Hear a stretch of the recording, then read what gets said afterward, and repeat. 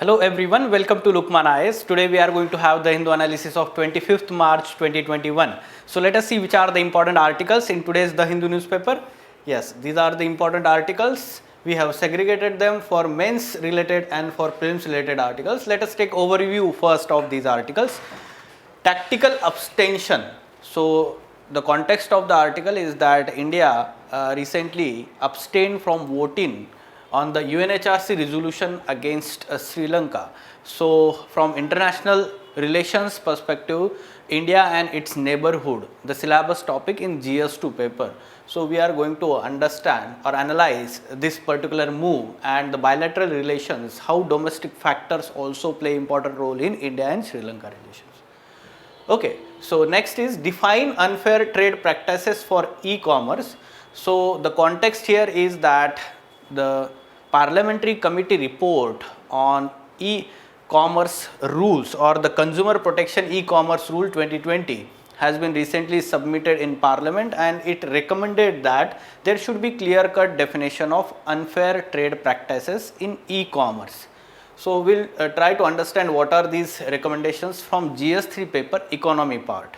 Okay, so e-commerce is quite a time in news for regulation of e-commerce entities in India, all over the world also. So that's why it becomes important for us in mains examination.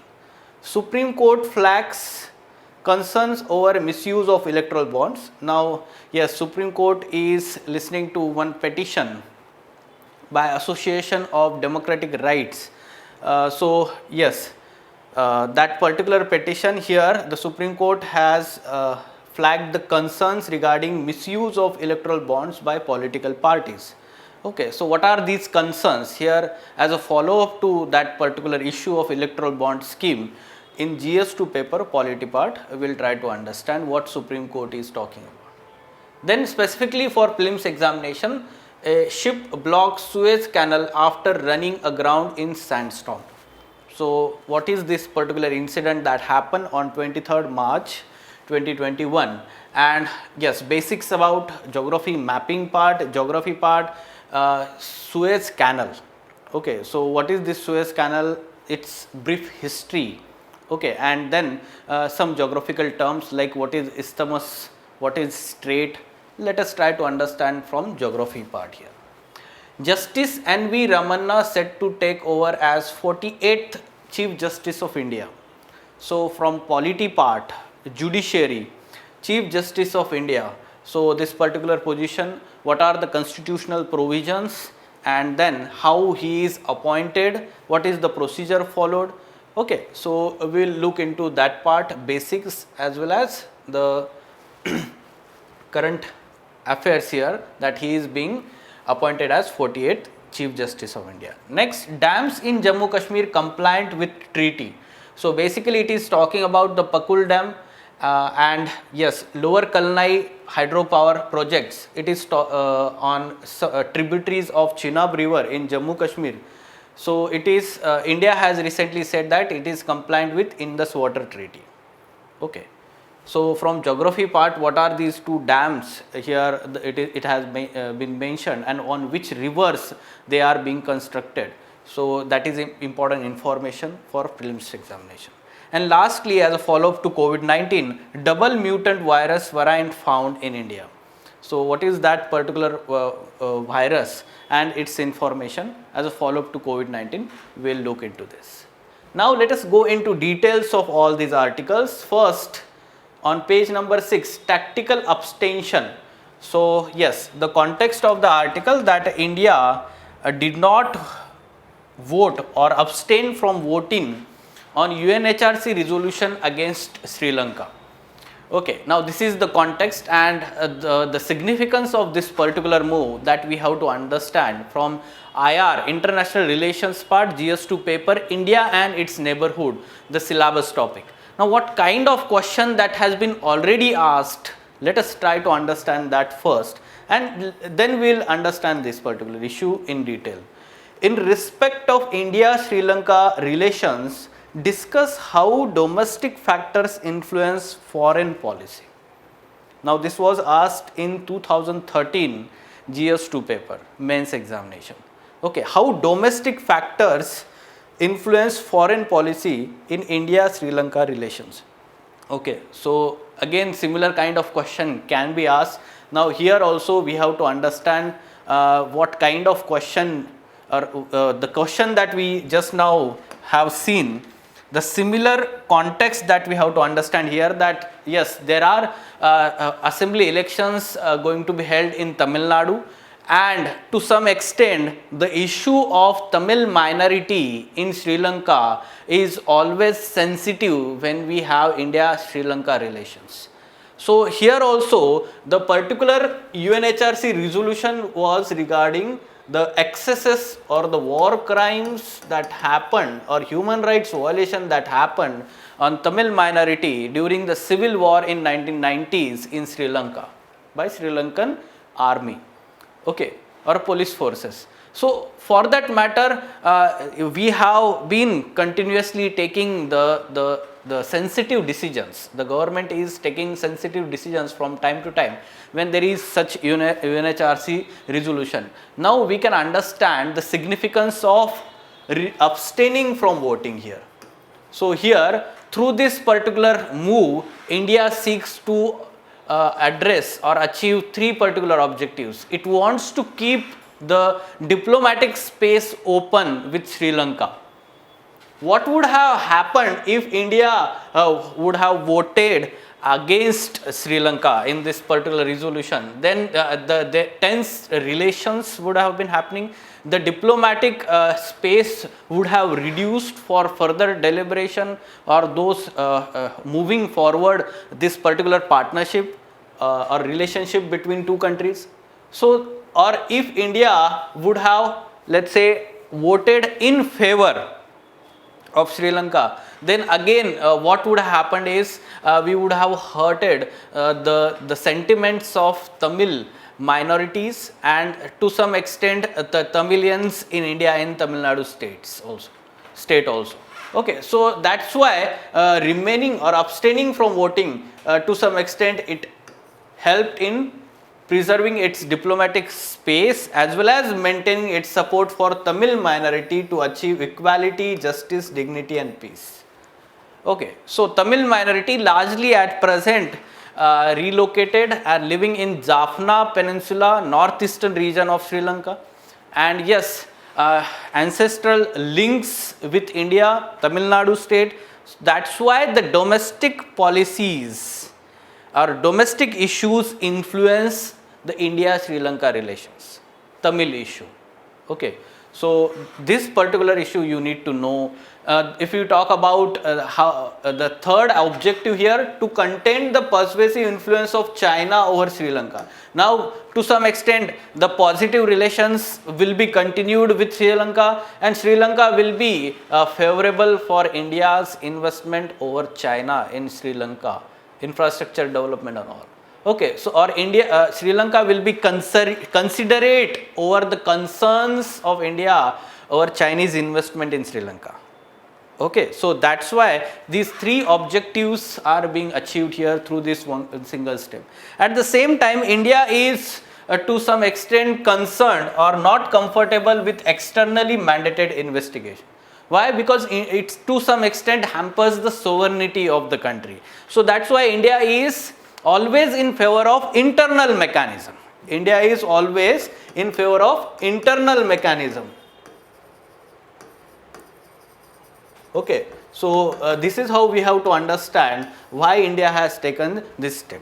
Now earlier also how India has dealt with this issue, like in 2012 the similar kind of UNHRC resolution, though India voted in favor of credible investigation into human rights, however India has also insisted on providing this particular clause here to incorporate need for Sri Lanka's concurrence to have any assistance for further investigation into those crimes here or investigation into human rights. This particular concurrence by the Sri Lanka or the country here.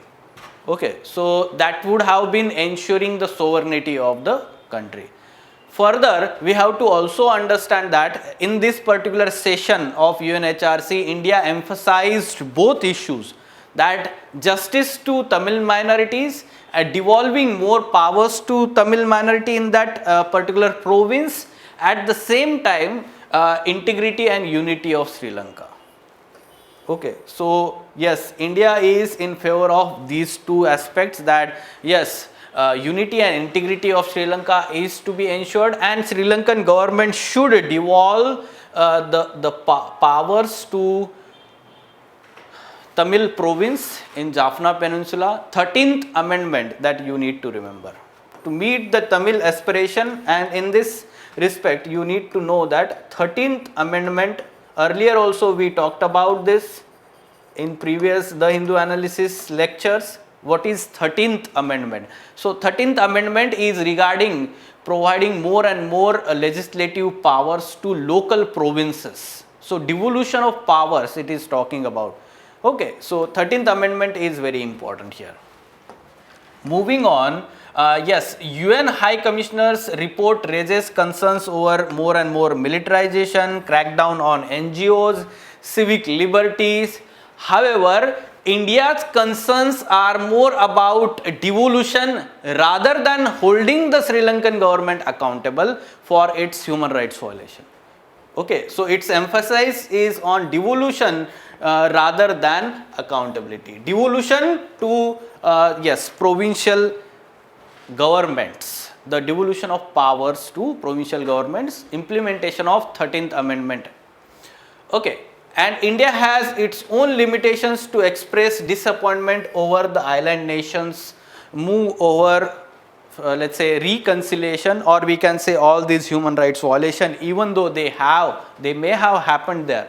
Why? Because there is increasing investment by China in the island nation, neighboring country, and for that matter it is India, it is having concerns with India. Okay, so that's why India has such limitations in expressing or taking extreme stand over that particular issue here. Okay, so this is how the domestic issue, and another such domestic issue that is there is regarding fishermen. So fishermen from Tamil Nadu, to some extent what happens is they do not understand the maritime boundaries, and they enter into Sri Lankan waters. Sri Lankan fishermen also enters into Indian waters, and yes, they are frequently arrested, and then again they are exchanged by these two countries from time to time. However, this concern is to some extent the domestic factor, we will say that, but the major domestic factor is of Tamil minority, and devolving more powers to the Tamil minority living in the Jaffna Peninsula in the country. Okay, so this is the major domestic factor we can say about. Fine? Yes, so India Sri Lanka relations, international relations, GS2 paper. Now moving on, define unfair trade practices for e-commerce. So here the context is about the Parliamentary Committee report on Consumer Protection E-commerce Rules 2020. Now this report is recently tabled in the Parliament, and that's why it is in news. It has given or noted certain, let's say, provisions under these rules and had given some recommendations. Okay, it has noted that yes, surely e-commerce has come up with many such facilities for the people. However, there are some concerns regarding the unfair trade practices or predatory pricing phenomenon that is happening. Privacy of the individuals is at stake, as the data is being shared or sold to third parties without the consent of the people. Okay, at the same time, the grievances of the people are not satisfactorily addressed by these e-commerce platforms, and in these areas the recommendations have been given by this parliamentary committee. For example, it wants the government to clearly define what constitutes unfair trade practices and then hold the e-commerce entities accountable for that. Okay, so yes, there should be more clear-cut definition of what constitute unfair trade practice and practical legal remedy to tackle such circumventing of practices. Okay, at the same time, it suggested that there should be a fixing of all the delivery charges. Okay, fixing of delivery charges charged by marketplace entities. Okay, so this should be there. At the same time, the capping of these delivery charges at peak hours, that should be also there. We can see that in peak hours, these food delivery agencies, how they increase the delivery charges. Okay, and that is irrational, or we can say not same by all the delivery platforms, e-commerce platforms. For that matter, the recommendation is capping of the highest limit of delivery charges. The next we can talk about here is it also asked the Consumer Ministry to define the drip pricing, wherein the final cost of the product goes up due to additional charges. This should be also defined clearly and fixed, drip pricing. Okay, so this is going to help the consumers, because these rules are talking about consumer protection e-commerce rule. Okay, so consumer protection, grievance redressal should be very clear, legally holding these e-commerce entities accountable is also important here. So from economy part, GS3 paper mains examination, you can use these recommendations whenever we talk about the consumer protection or e-commerce and regulation of e-commerce entities in India. Okay, now moving on. Yes, Supreme Court flags concern over misuse of electoral bonds. Yes, Supreme Court is listening to the petition of Association for Democratic Reforms, okay, ADR, to stay the sale of these electoral bonds under electoral bond scheme before these assembly elections that are there in 5 states this year. Okay, so there are some issues involved in this electoral bond scheme, and now Supreme Court is looking into all these issues. So it has flagged some concerns like how these political parties are using these funds that are received through electoral bond scheme. This is the major concern. It is being said that Supreme Court is saying that it could be used to bankroll violent protest by the political party or even terror funding. Okay, so yes, there is lack of transparency in how these funds are being used. At the same time, some more concerns, like one concern that was raised by the petitioner here, that these electoral bonds, suppose I am one person A,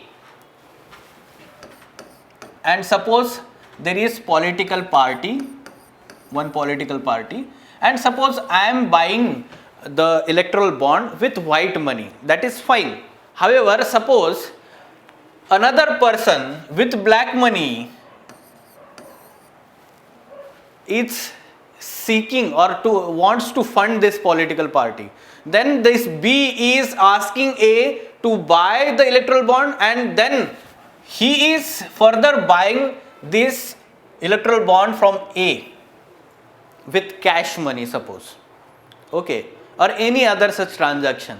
Now what happens is the money used by B is not taken into consideration, and now this is being funded to this political party.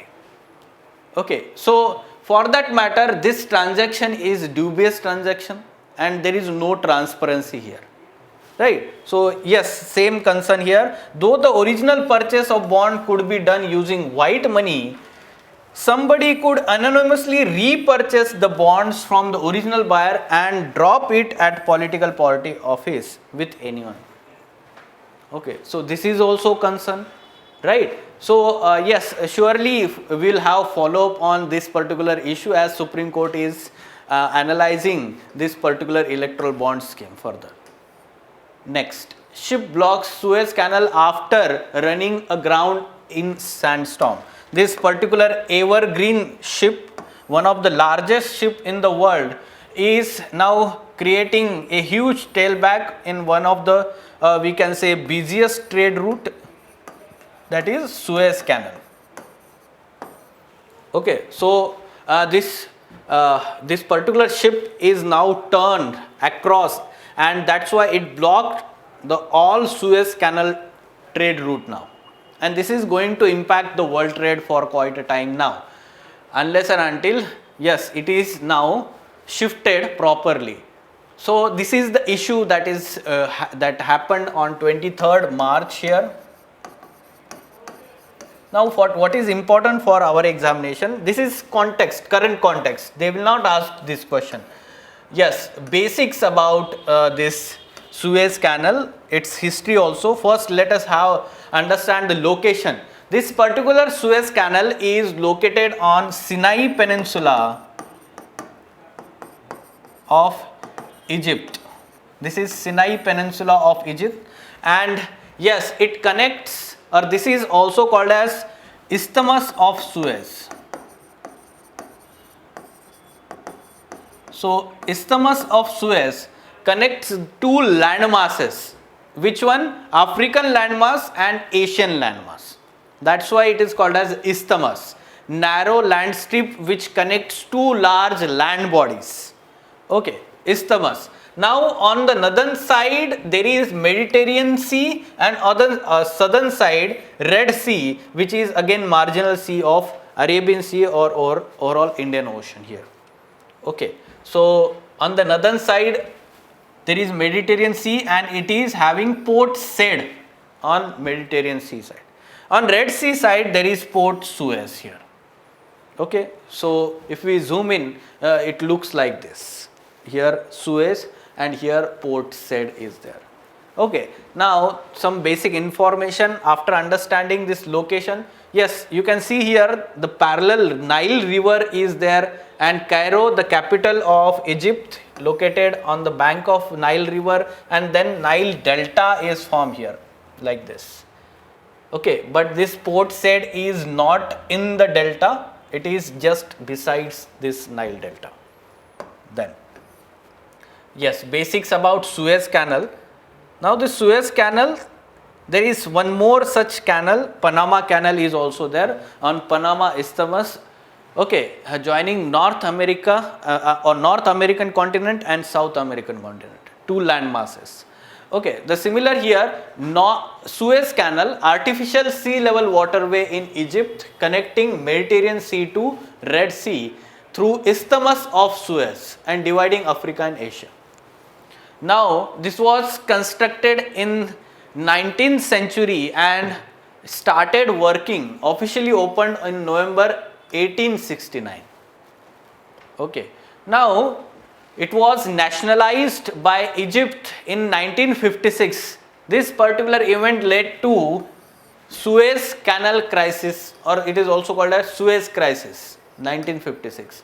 What happened in this particular crisis? From world history perspective also you need to know the Suez crisis incident. So there was conflict going on between Egypt and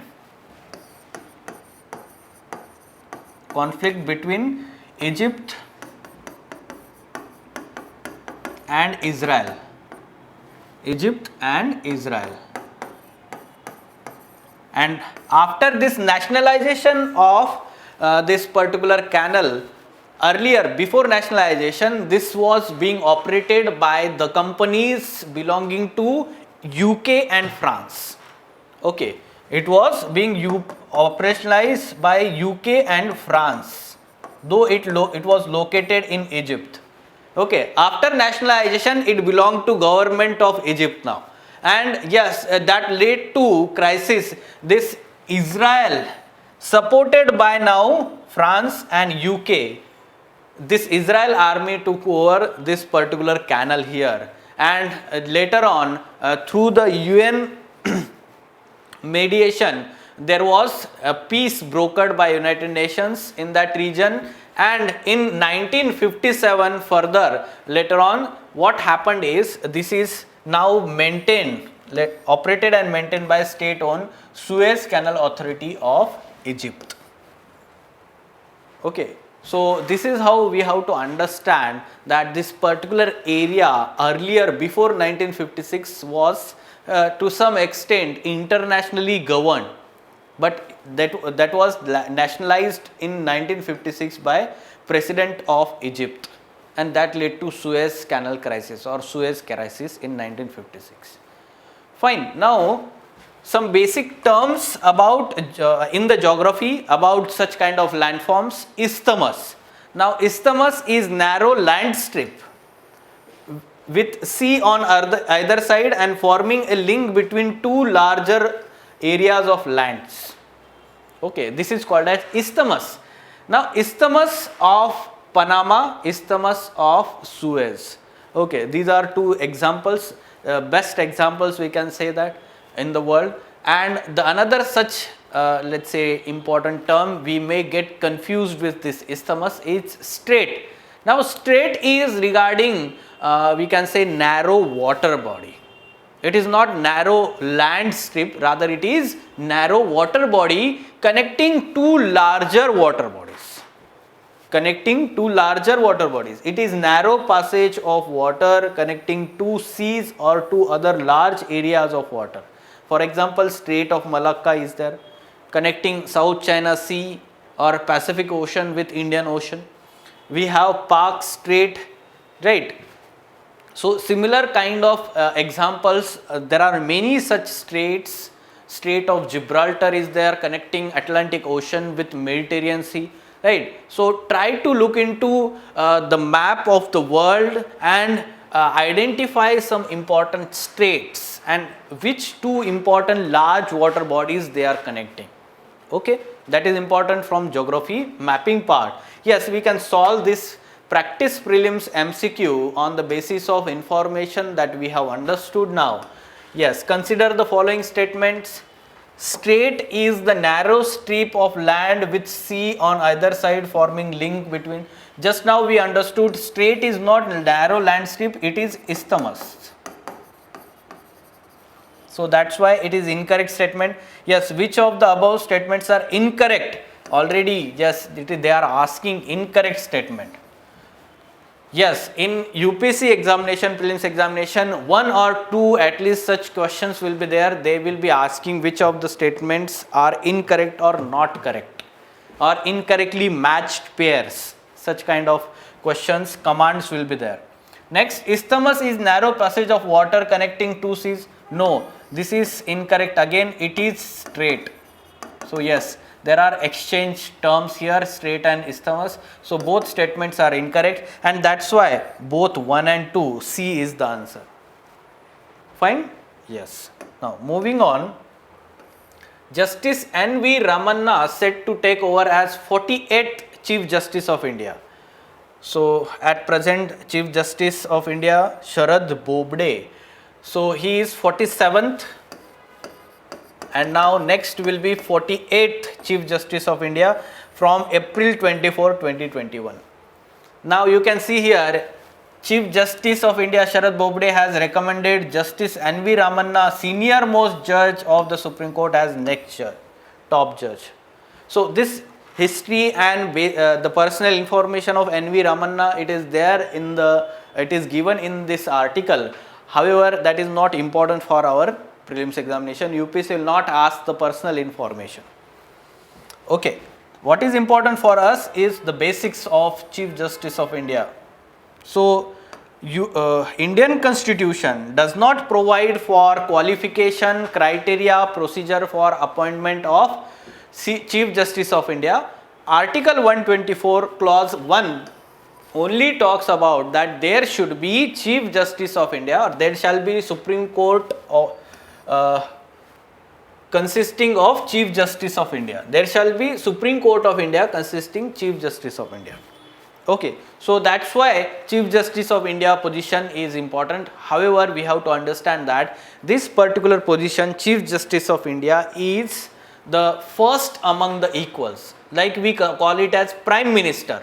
First among the equals, the other minister. The similar is the position here. However, it has some unique powers, different powers also. But the appointment criteria, or we can say criteria of this judge to be the judge of Supreme Court is the same for other judges. However, we have to understand that conventionally, since independence or since the constitution of this Supreme Court, the senior most judge in Supreme Court is appointed as Chief Justice of India.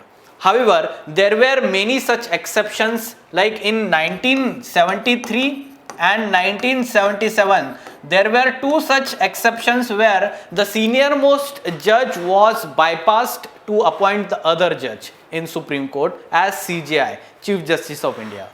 For example, M.U. Baig, he was appointed, but he was not the senior most judge at that time. So, after that, in second judge's case 1993, the Supreme Court has specifically said that only senior most judge is to be appointed as Chief Justice of India. Now you need to remember, this senior most judge is not about age. It is not about age. Rather, his term, or we can say experience in Supreme Court, the time period that he had been in Supreme Court, this is first criteria, or we can say the date at which he is appointed as judge of Supreme Court. Suppose there are two such persons who have been appointed as Chief Justice, Supreme Court judges on the same day, then the first person who is taking oath, then he is the senior as compared to the second person taking the oath as judge of Supreme Court. This is how the criteria has evolved to recommend as senior or consider the senior most judge in Supreme Court. Okay, now what is the procedure followed? Procedure is that the law ministry seeks for or initiate this procedure and seek the recommendation of from the outgoing CJI at the appropriate time. Okay, generally now you can see this is he is the outgoing CJI in April. Now in March they have recommended this. Now the Chief Justice of India, the present Chief Justice of India is supposed to recommend the name of senior most judge here, or he can also consult with one collegium that is formed in the Supreme Court for such name. Then after recommending this name, the law minister or law ministry passes this to Prime Minister for further recommendation, and then the Prime Minister who then advises President to appoint CJI, next CJI. Okay, so President administers the oath of office to new CJI. This is the procedure followed in appointment of Chief Justice of India. Okay, now there is a fine difference. There is a fine difference in recommending the names of Chief Justice of India and names of judges of Supreme Court to the government for appointment. How? You can see here, the key difference is that in appointment of Chief Justice of India, the government cannot send the recommendation of CJI back to them. They have to appoint, and that is the final thing. However, in case of other judges, such names suggested by Supreme Court Collegium or recommended by Supreme Court Collegium can be sent back by the government for reconsideration. However, after such reconsideration, if the same names are recommended by the Collegium second time, then they have to accept them and appoint them. This is the difference between appointment of CJI and other Supreme Court judges. Such kind of let's say key difference can be asked in your prelims examination. Okay, so this is the basic information about Chief Justice of India. Other such procedures are similar to, yes, eligibility criteria is surely to be the judge of Supreme Court. Then the retirement age, all these things are similar to Supreme Court judges. Fine. Yes. Next, dams in Jammu Kashmir compliant with treaty. So here it is talking about Indus Water Treaty. Now which are these two dams? Pakul Dul project 1000 megawatt, Lower Kalnai project 48 megawatt. So what is important for us? Both of them are located in Jammu Kashmir. Second thing that you need to know is on which rivers. Okay, Pakul Dam project is under construction, concrete face rockfill dam on Marusudar. Okay, so Marusadar river tributary of Chenab river. Further, Chenab river is tributary of Indus river. Okay, so Marusadar river is important for our examination and tributary of Chenab river. Located in Kishtawar district of Jammu Kashmir. Primary purpose hydroelectricity generation. So it is not bypassing any water for irrigation or consumption, only hydroelectricity production. That's why it is in compliant with we can say this Indus Water Treaty. Yesterday's the Hindu analysis we have in detail understood what is this Indus Water Treaty, Indus Water Commission meeting that recently happened. That was the context of that article. Right. Second project, Lower Kalnai project, run-off river scheme on Sindh Nalla, again the tributary of Chenab river. It is the proposed project. And run-off river projects. Run-off river projects are hydroelectricity project wherein no large dam is built. Rather, all these, let's say, this particular water, flow of water, you can see here, I will draw. Suppose this is the slope. And what happens is the water is flowing like this and the turbines are placed here itself like this. There is no construction of dam and this turbine, water is falling on this turbine, turbines are moving and whatever the electricity is produced from this mechanical energy here. Okay. So this is how the hydroelectricity is generated from run-off river project. Fine, the kinetic energy of running water is used directly. No construction of large dam. So yes, this is the Lower Kalnai dam is run-off river. A similar project on Kishan Ganga or Kishan Ganga project, Kishan Ganga river was also let's say the concern by Pakistan over this Kishan Ganga hydroelectricity project, run-off river project. Kishan Ganga is tributary of Indus river, again in Jammu Kashmir. Fine. So this is how we have to know about these projects, river projects, on which river and in which state also.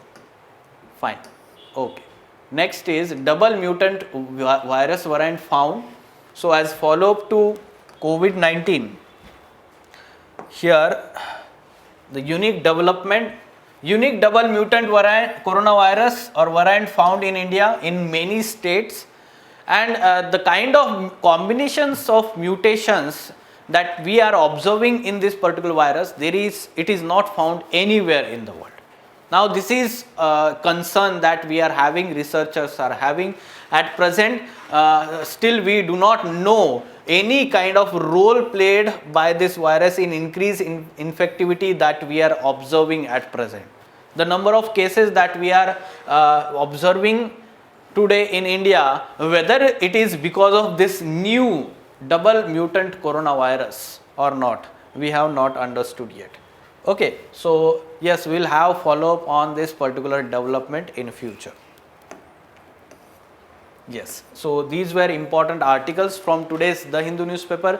अगर आपको ये video पसंद आया हो तो इसको like कीजिए, comment करके हमें बताइए कि आपको ये वीडियो कैसा लगा. साथ ही इसकी लिंक आपके फ्रेंड्स के साथ शेयर कीजिए और लुकमान IAS के चैनल को सब्सक्राइब कीजिए.